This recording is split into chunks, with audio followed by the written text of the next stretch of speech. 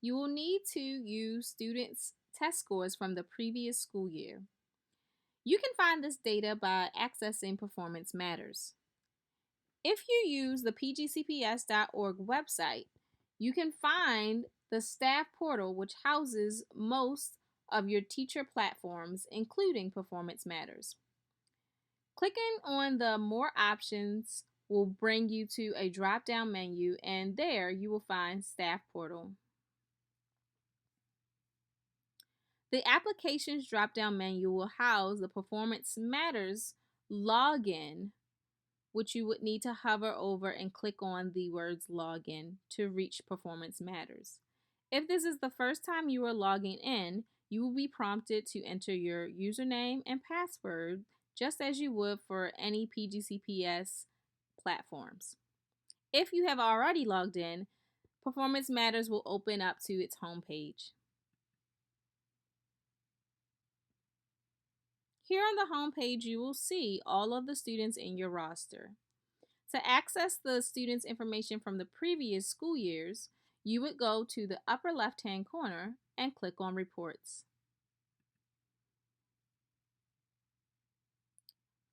You will access the baseball card report to see the students' data from the previous school year. Here on the baseball card report, you will see your current students in your class. And on the left-hand side, you will see a list of different tests and content areas. As we start to find the data we would like to use for our historical trend data, it will pop up onto the right side of each student's name. If you are interested in using the park data, you would find that under State Test Results. By clicking on the folder, you will find a new set of subfolders that you would need to navigate through to find the certain content area you're looking for. In order to get rid of those subfolders, you would simply just re-click on the initial folder to collapse all of those. If you're interested in using ESOL data, such as the WIDA test or Access for ELLs, you would click on Access for ELL. This again will bring you a set of subfolders. You could choose to look at each component of the Access for ELL test or simply look at the composite score for the test. By clicking on Composite Score, you will now see a set of data appear. The numbers next to the test indicate how many students that are currently in your classroom took this assessment.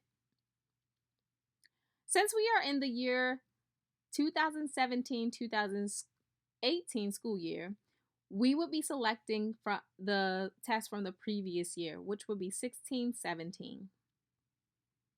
Simply checking in the box will bring you data that you can see for the 16-17 school year. As we look to the right, you'll notice that some students do have a score and some do not.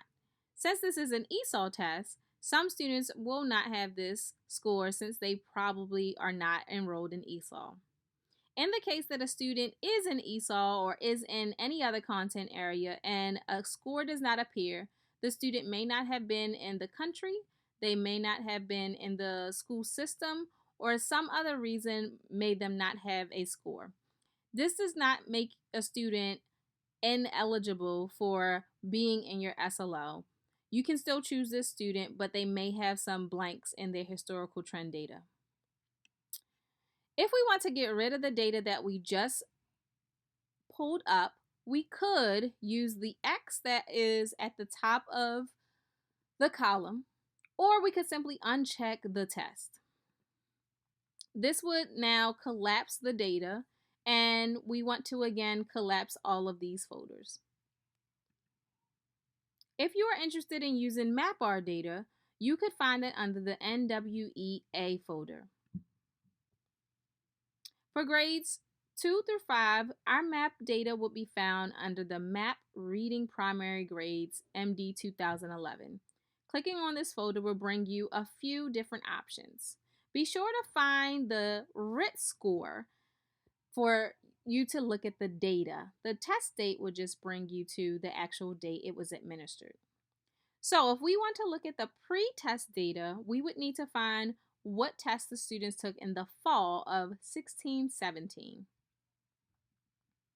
So under RIT score, I see fall 2016-2017, and 25 of these students have taken this test. So I would simply click on the box for RIT score, and I now see that the students have scores up here.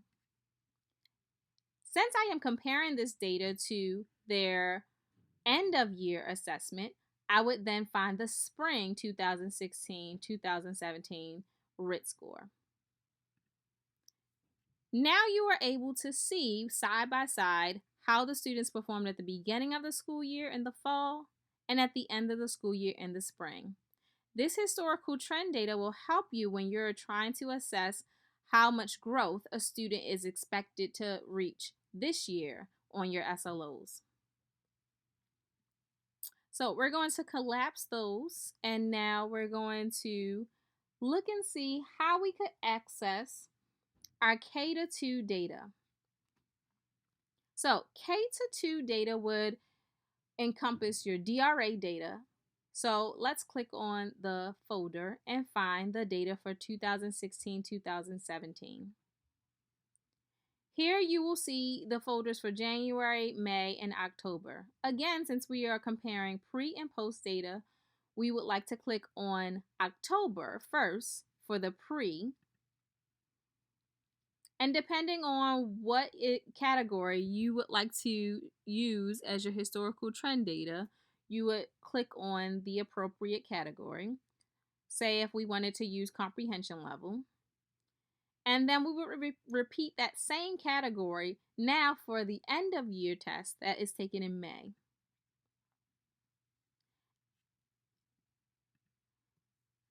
Again, you can look side by side and see the comprehension level the student scored at the beginning of the school year and the comprehension score the student scored at the end of the school year. This will help you use historical trend data for comprehension. Getting rid of that, if we wanted to look at our KRA data, we would scroll and find KRA. And again, here you can see the different categories. If you wanted to use their overall math, language and literacy, physical development, and social foundations as your historical trend data, you would still follow the same procedures of using a pre and a post test.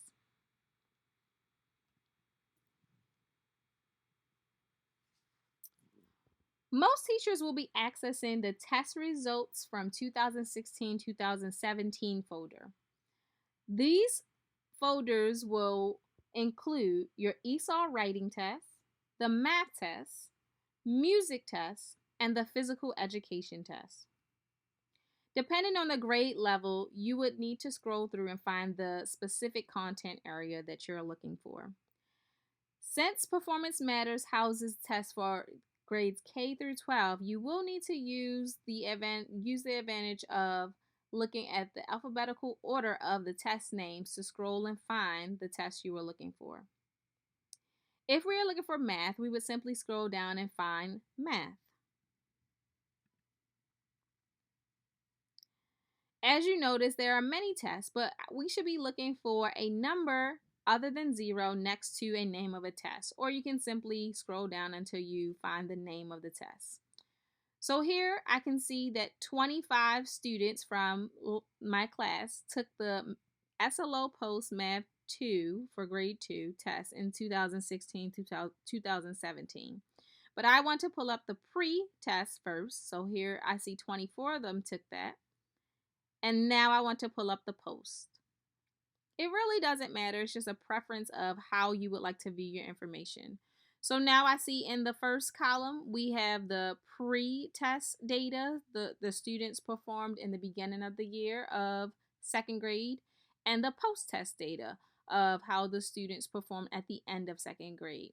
So both of these data points could be used for your historical trend data points 1 and 2, and you would simply calculate the difference between the end of the school year and the beginning of the school year.